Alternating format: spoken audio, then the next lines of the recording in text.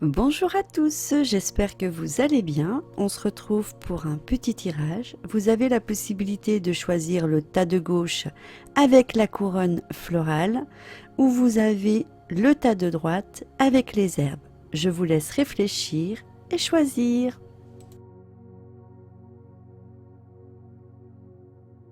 Pour le tirage de gauche, avec la couronne, nous avons le 6 d'élixir, la papesse et le chariot.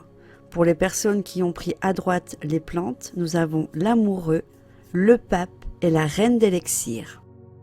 Pour le tirage avec la couronne, nous avons le 6 d'élixir. Les vieux amis et amants ressurgissent avec le 6 d'élixir. Il symbolise un temps de nostalgie pour le passé, pour des jours plus heureux. Cette carte évoque la douceur de la jeunesse, douceur que l'on ne retrouve que dans l'évocation des amours d'enfance.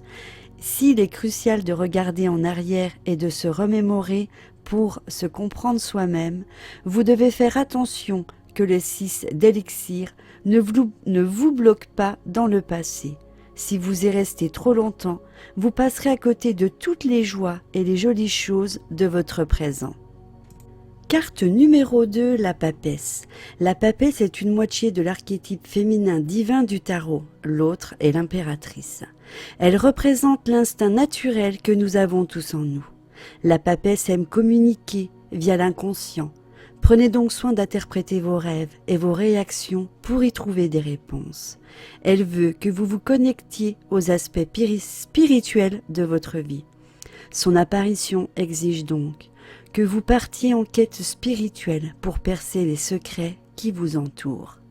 Elle peut aussi se manifester pour signaler que quelqu'un vous trahit.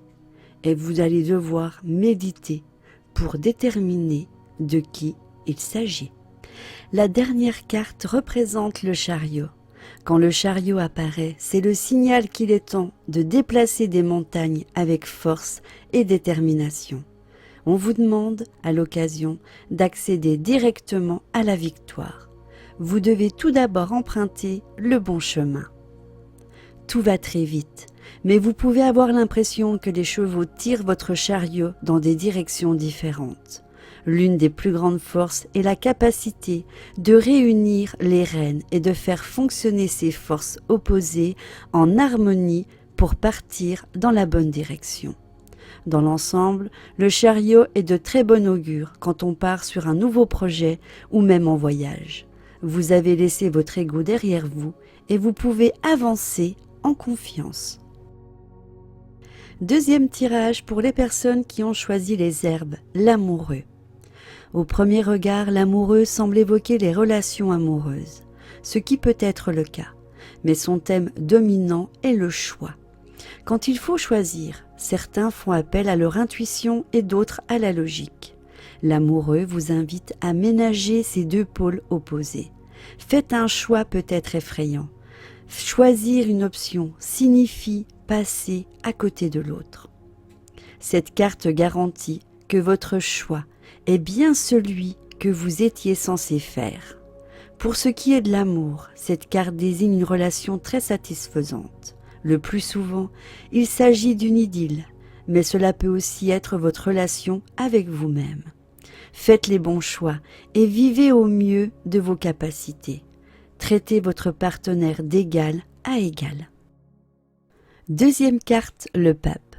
Le pape est l'une des figures les plus classiques et les plus strictes du tarot. Son double, la papesse, se concentre sur l'occulte et la puissance de l'intuition, alors que lui se concentre sur des principes arrêtés, la religion établie et les études intenses. Le pape est le porte-parole du divin. Il vous invite à chercher les réponses hors de vous, en vous rappelant qu'il n'y a pas de mal à appeler à l'aide et à chercher un expert pour se faire conseiller. À qui s'adresser pour la sagesse?